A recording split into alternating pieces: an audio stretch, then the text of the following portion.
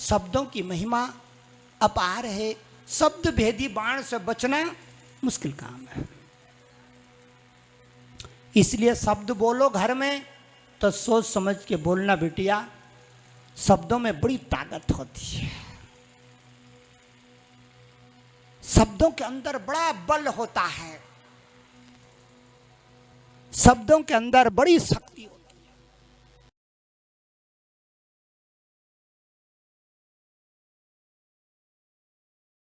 भी है और मारता भी है, दोनों काम करता है शब्द। राजा दशरथ ने शब्द भेदी बाण से मृग को बोल करके श्रवण कुमार पे बाण लग गया। ये श्रवण कौन है? ये श्रवण कहते हैं सुनने की शक्ति के लिए। आपके अंदर जो सुनने की शक्ति है बिटिया, वो आपके हृदय को घायल भी कर सकती है और आपको उल्लास से भर भी सकती है। किसी को आपने कह दिया फलाना मर गया तेरा, उसकी छाती में बाण लग जाएगा।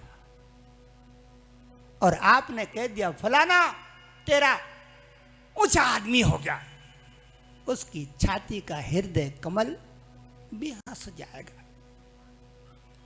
श्रवण के विषय में भागवत के 12वें स्कंद में लिखा है।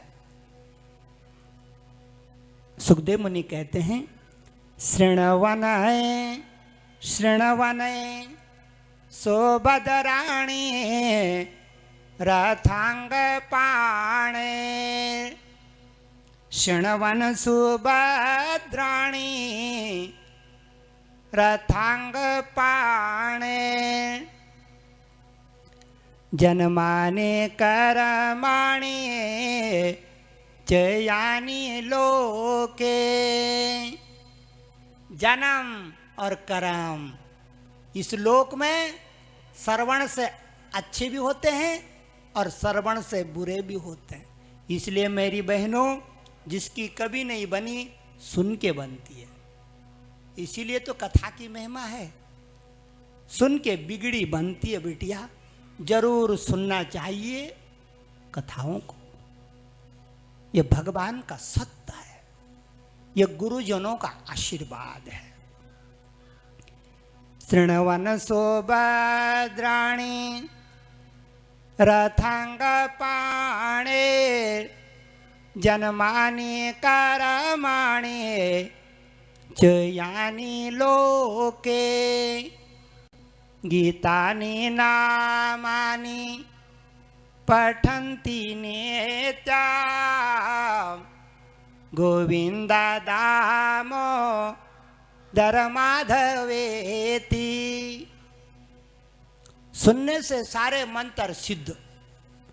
इसलिए जो माँ बहन सुनने नहीं आती कथा, उसके अंदर की शक्ति जागृत नहीं होती, उसके अंदर का प्रेम जागृत नहीं होता, उसके अंदर का दान जागृत नहीं होता, उसके अंदर का धर्म जागृत नहीं होता।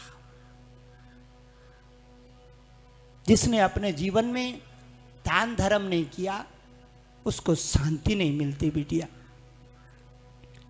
इस संसार का सूत्र है, ध्यान से सुनो पुराणों का सूत्र।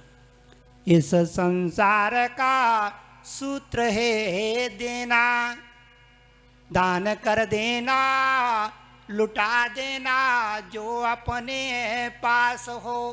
तन मन धन जो भी हमारे पास में है वो जरूर देना चाहिए बिटिया, क्योंकि दान करने से आत्मा का फूल खिलता है।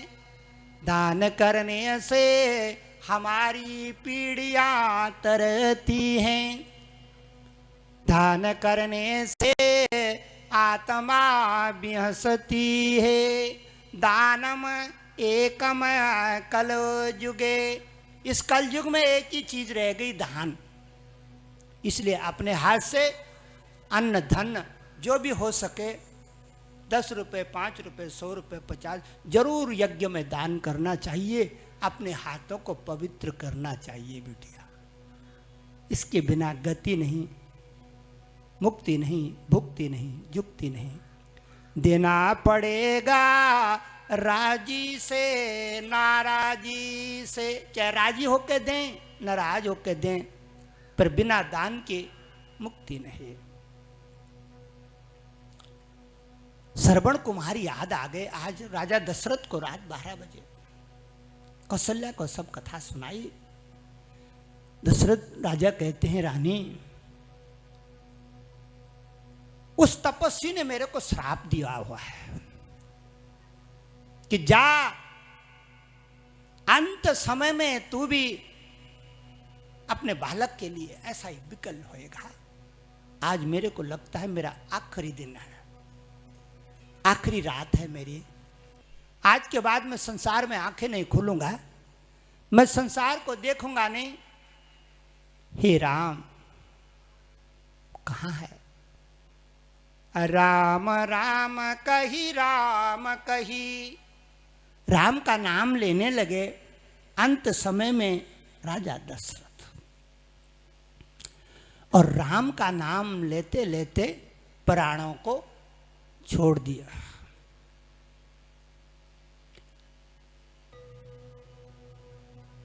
सीताराम सीताराम सीताराम सीताराम सीताराम सीताराम सीताराम सीताराम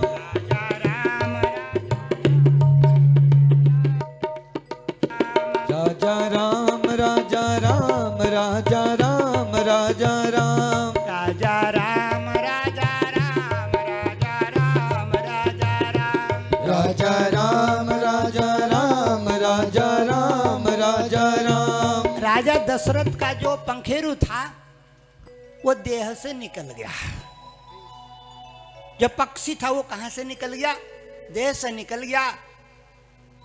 पलंग पे मिट्टी पड़ी हुई है। और जो अंदर का था वो कहां उड़ा?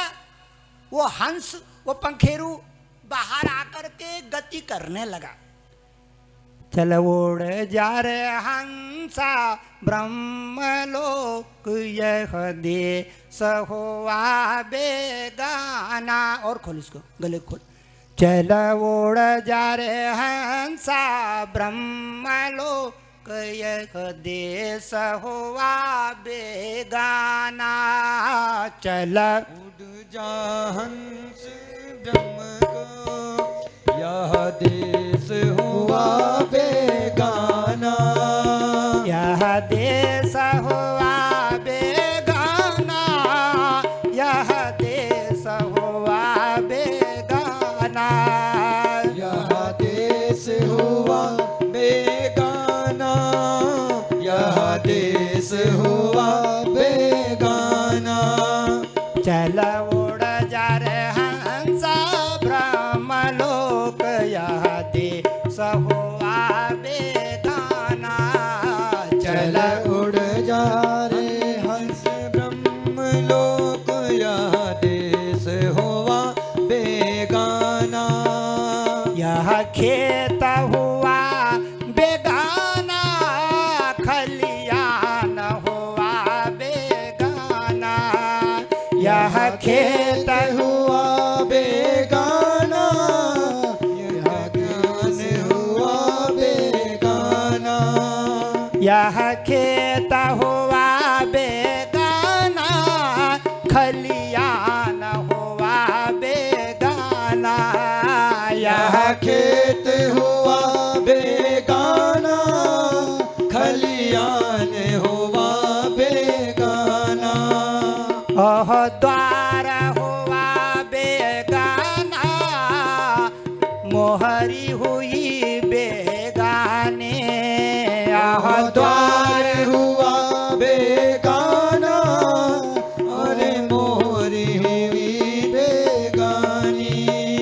चल उड़ जा रे हंसा ब्रह्मलोक, यह देह हुई बेगाने। चल उड़ जा रे हंस ब्रह्मलोक, यह देह हुई बेगानी। यह खेत हुआ बेगाना,